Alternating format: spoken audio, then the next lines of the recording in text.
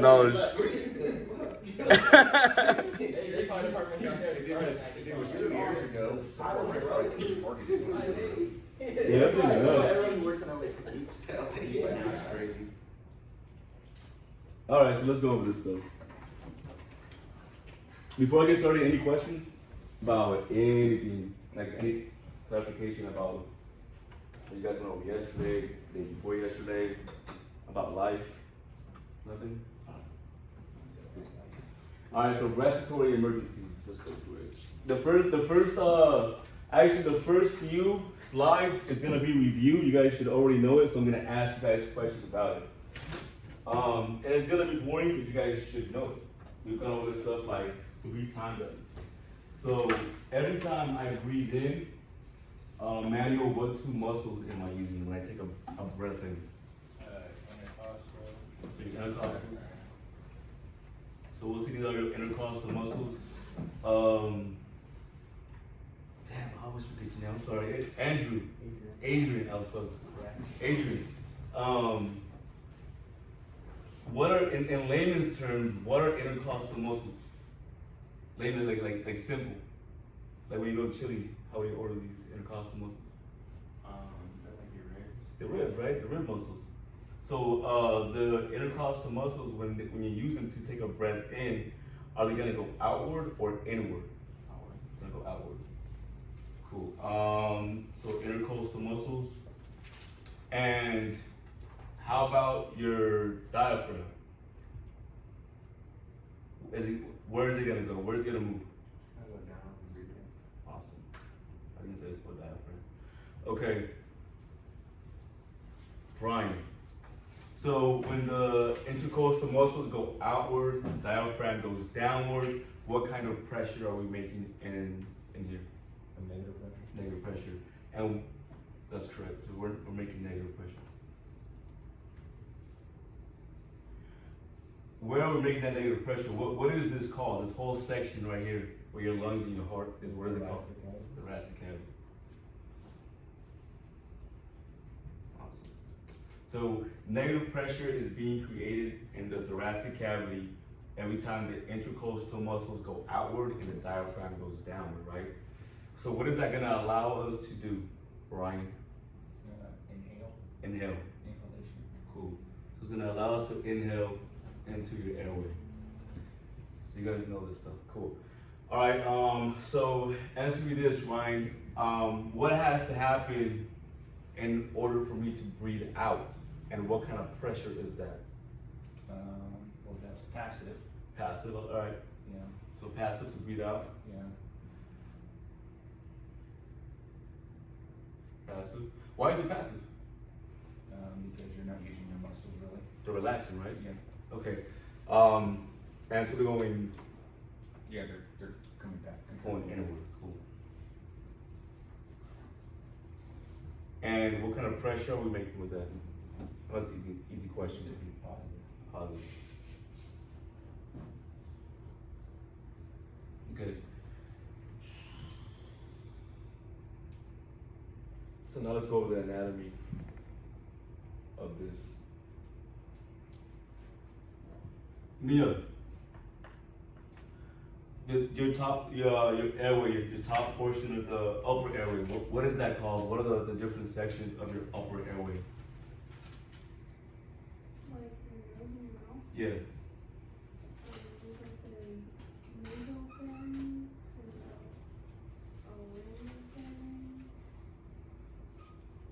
oropharynx. What is this one called? Behind the mouth? Oropharynx. And then what about right when we get to your neck area, where the Adam's apple is supposed to be at? The what? Is it the laryngo? Laryngopharynx? And hypo? Perfect. Can you answer me why it's called the hypopharynx? Why would it? It's low. So hypo means what? You said it. The low. Cool. Okay, so that's the upper airway. Nate, if I were to just talk about the entire upper airway, I'm talking behind the nose, behind the mouth, and this section right at the neck, where we get to the neck, what word would I use if I'm just talking about that? If you were just like all of it combined? Or- Yeah, just all of these different sections, what's the one word I would use? Pharynx. Pharynx. That's good, pharynx. So pharynx, so if you ever hear pharynx, they're referring to the entire passage of the upper airway. Cool? Alright, so now we're going down to the lower airway. Any questions so far? No? You have a question? No. Alright. Where is the division point between the upper airway and the lower airway? What's it called?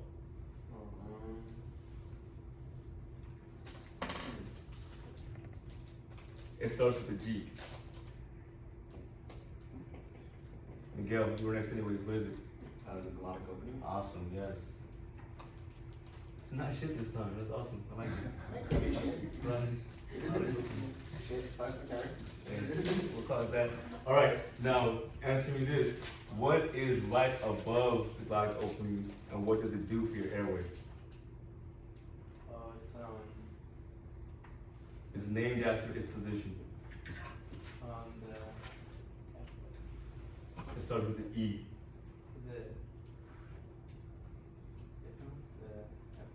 Yes, it is epiglottis. Don't doubt yourself. All right. So, Ryan, explain to me or describe the epiglottis, please. It's a flap of tissue that blocks obstruction from getting into your upper airway, or lower airway, I should say. Okay, like a leaf-shaped valve, right? Yeah. Kind of. So epi means above, glottis is above the glottic opening. Glottis. Cool.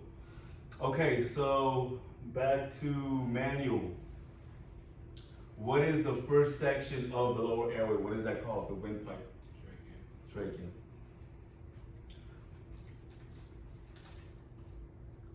Still in manual. What is right here in this section? What is this called right before it turns into the main? These main stems. Carina. What happens there? What's so important about the carina? That's where the coughs come. Cough gets produced. Good. Okay. Adrian? What are these pipes called right here? After the trachea? No, not bronchioles. Tube gets smaller and then gets longer. So what is this? The tube is bigger. Bronchi, good. See the bronchi. Bronchi. So since you already answered it, what are the smaller tubes called? Bronchioles, cool. So today we're gonna talk about issues that's occurring within this passage and things you can do to help your patient. Bronchioles. Okay, and then at the, Brian, at the very end, what are those air sacs called and what is occurring in those air sacs? They call it alveoli, Alveoli. and that's where oxygen and CO2 are exchanged to the circulation. Awesome, gas exchange. Cool, so that's where, which two systems meet? Say it again, what two systems meet? Pulmonary and the circulatory system. Hell yeah, good. Gas exchange. That's very important. Most people don't get that link. I want you guys to really understand that, right? Okay, so the alveoli at the end. So now, this is pretty much the first section of this chapter. We pretty much just covered the whole thing, the first section. So now, I'm gonna go through the actual slides, and if I miss something, we'll talk about it.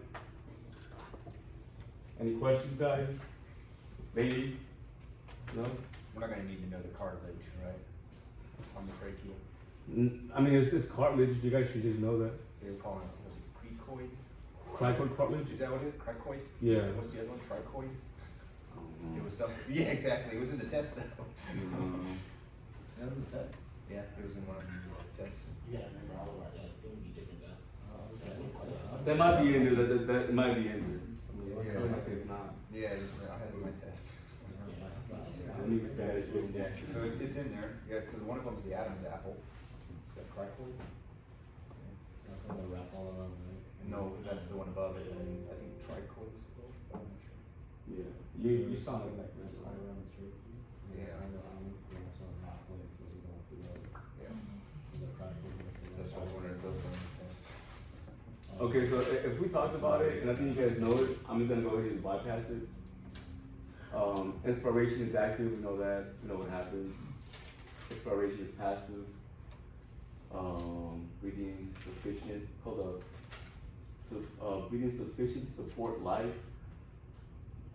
Generally, no more mental status and moving air. Well, it's interesting they differentiate between normal and adequate breathing. What, no more than, right here? No, Normal? yeah, in the reading, they have. In the reading? Yeah, they have normal and they also have adequate. Okay, Yeah. so normal is you guys are normal, Yeah, right here. That is also adequate. But also if you're struggling and you're compensating, it's still adequate. Even though you're struggling, your body compensation is making it adequate. Does that make sense? yeah, cause they said if you're inadequate, they're still gonna put you on supplemental oxygen. Yeah, adequate, but Yeah. you're struggling, but it's adequate because it compensates. No, 'cause it's not Yeah. normal, but it's adequate, it's not. Yeah, because normal is adequate, but me struggling, but me compensating with my backup muscles and increasing my respiration rate, that makes it adequate, even though I'm having difficulty So you breathing. want to bring it back to normal instead of just adequate. Yeah, you just want to give some supplements to help them out a little Yeah. bit. Does that make sense or no though? Yeah. Yeah, okay. Alright, ability, I'm glad you brought that up though, that's something good to bring up.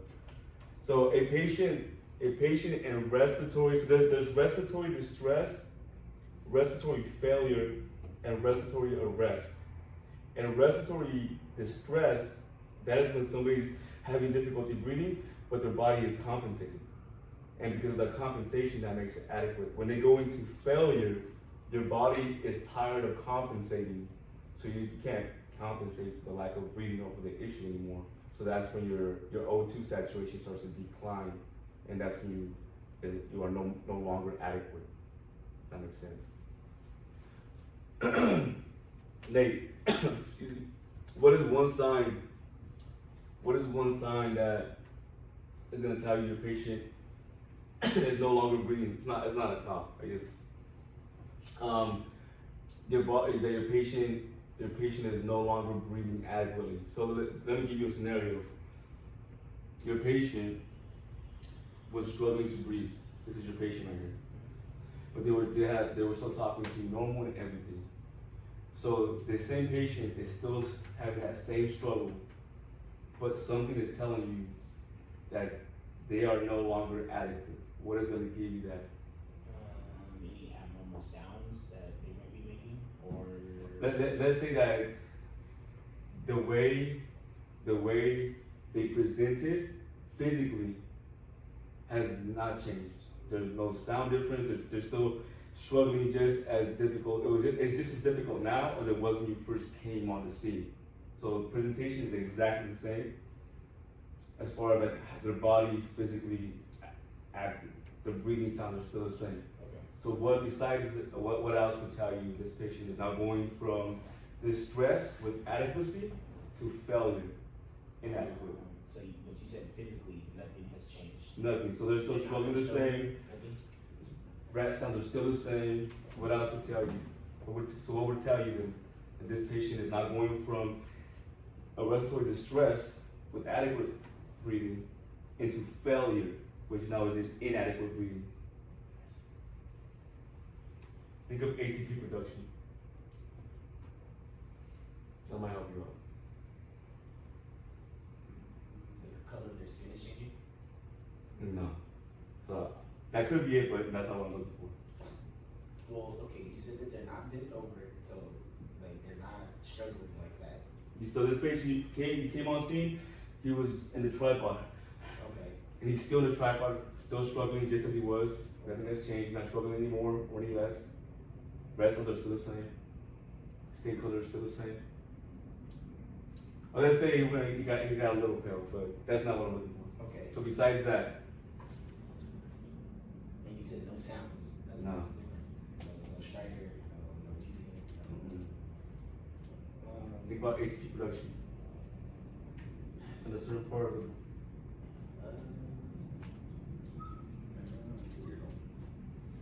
Oh, mental status. Mental status. Yeah. Why? Why? Because his brain isn't getting good oxygen, so. So it's not making ATP Yeah. in the brain. Cool. So that's gonna be a big giveaway right here. The mental status change is one of the main things that's gonna tell you this patient is going from adequate to inadequate. Okay. All right. So adequate breathing. These are your rates for your adults and for your school-age children and for your infants. If you do not know these, please write these down. So, and then hold up. Yeah. Why do kids breathe more per minute than adults? We talked about this in CPR. You can tell me. The blood has to cycle harder. Why does I'll take that. Why does the blood have to cycle harder? So go faster around the body. So why? Oh, because they have to make up for the, I think it's the oxygen that they have to produce. No, you weren't the right track. Why? Body size, so. That's not it. They have less volume of blood. They have less volume of blood. Oh, yeah. So if they have less volume of blood, it has to go around faster, and they also have to have that O2 intake faster. So that's why they breathe at a faster rate.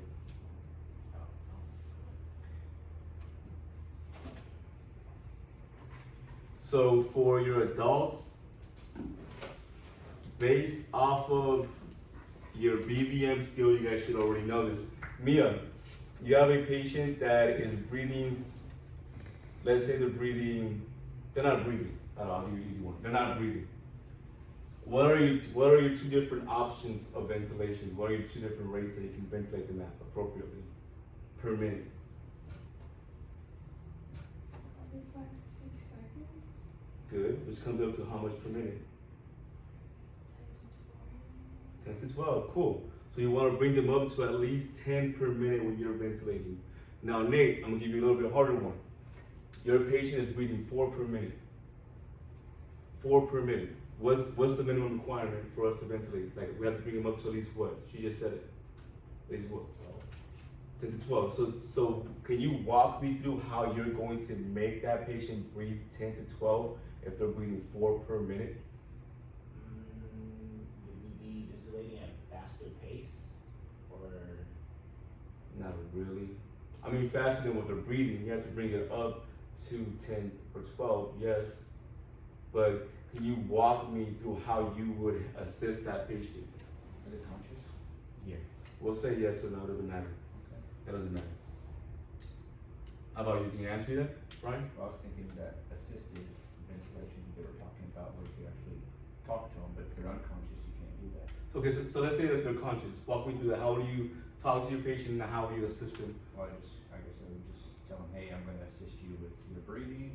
I have this, I guess I don't say BVM since we're not using technical terms, but Okay. I'm just gonna say, hey, we're gonna take a breath every 5 to 6 seconds, and I want you to just take a breath when I tell you, and just. That's one good way of doing it. Okay, I like that. Okay, yeah, that's acceptable. So now, Brian, what if this patient is unconscious and they can't follow instructions? How do you do that? To be like radio play? No, it's actually something you should do and that you should do.